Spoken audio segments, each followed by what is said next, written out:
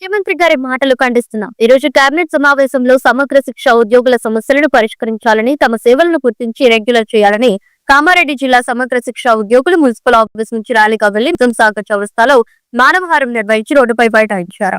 ఉద్యోగులు సమగ్ర శిక్ష ఉద్యోగులను రెగ్యులర్ చేయమని చెప్తే చేయకపోవడం సీఎం రేవంత్ రెడ్డి మాటలను ఖండిస్తూ ఎన్నికల్లో ఇచ్చిన గత ప్రభుత్వంను సమ్మె చేస్తున్నప్పుడు ఇచ్చిన హామీని సీఎం మంత్రులు మర్చిపోయి సాధ్యం కాదని చెప్పడం విడ్డూరమన్నారు.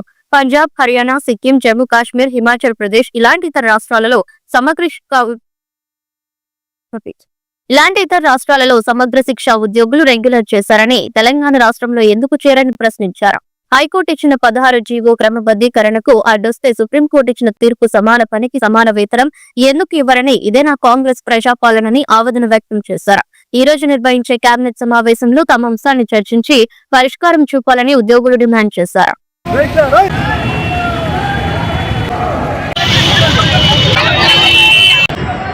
ఈరోజు 26వ రోజు నిరవధిక సమ్మె చేస్తున్నాము. ఈ మన ర్యాలీలో భాగంగా మేము ఇక్కడ చౌరస్తాను ముట్టడి చేయడం జరిగింది. మాది ఒకటే ఒక లక్ష్యం, ఎస్ఎస్ఏ ఉద్యోగం తొందరగా రెగ్యులరైజేషన్ చేస్తారో మా సమస్యలు కూడా అంత తొందరగా తగ్గుతాయని నేను విన్నవించుకుంటున్నాను. సమగ్ర శిక్ష నిరవధిక సమ్మెలో భాగంగా 26 రోజు ఈరోజు చేరుకోవడం జరిగింది. మేమంతా సమగ్ర శిక్ష ఉద్యోగులం అందరము రోడ్డు మీద బైఠాయించి మహిళలం ఉన్నాం సార్. ఖచ్చితంగా మీరు రెగ్యులరైజ్ చేయాలి. ఎందుకంటే మేము ఎగ్జామ్ రాసి మెరిట్ ద్వారా వచ్చిన వాళ్ళము. మీరు అనుకున్నట్టు మేము అవుట్ సోర్సింగ్ కాదు. అవుట్ సోర్సింగ్ వాళ్ళమైతే దానికి ఎగ్జామ్ అనేది ఉండదు. కానీ ఇక్కడ ఉన్న మహిళామణులము ఎస్ఎస్ఏ ఉద్యోగులందరూ ఎగ్జామ్ రాసి మెరిట్ ద్వారా రావడం జరిగింది.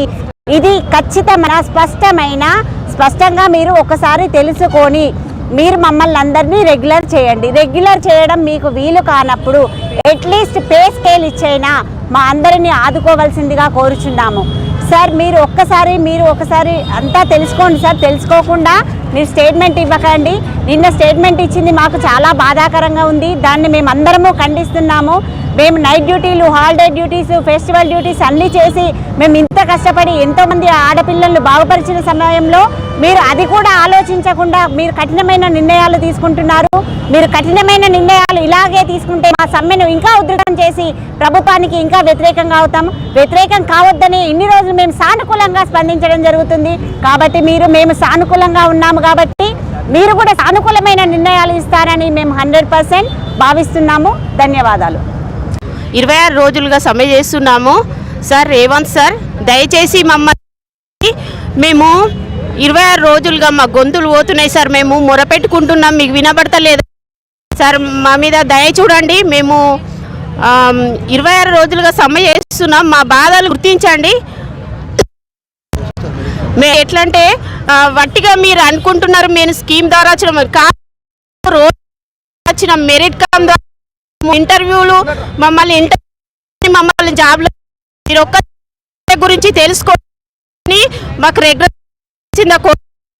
మేమందరం సార్ మాకు రెగ్యులరైజ్ చేయాలి సార్. ఇది మా స్కీము కాంట్రాక్ట్కి సంబంధించింది కాబట్టి మీరు స్పందించి మమ్మల్ని రెగ్యులరైజ్ చేయాలని కోరుకుంటున్నాం సార్. మీరు ఖచ్చితంగా స్పందించాలి. కనుక మేము మా సమ్మెని ఇంకా చేయాల్సిందిగా మేము అనుకుంటున్నాం సార్. ఇవ్వాల్సిందిగా కోరుచున్నాం సార్. ఖచ్చితంగా మాకు జీవో రావాలి, రెగ్యులరైజేషన్ చేయాలి. లేకపోతే మా సమ్మెని మేము ఉధృతం చేస్తున్నామని కోరుచున్నాం సార్. ఖచ్చితంగా మాకు రెగ్యులరైజేషన్ చేయాలి సార్. ఇది మా మొదటి అండ్ చివరి డిమాండ్ ఇదే సార్. ఖచ్చితంగా రెగ్యులరైజేషన్ చేయాలి. సమాన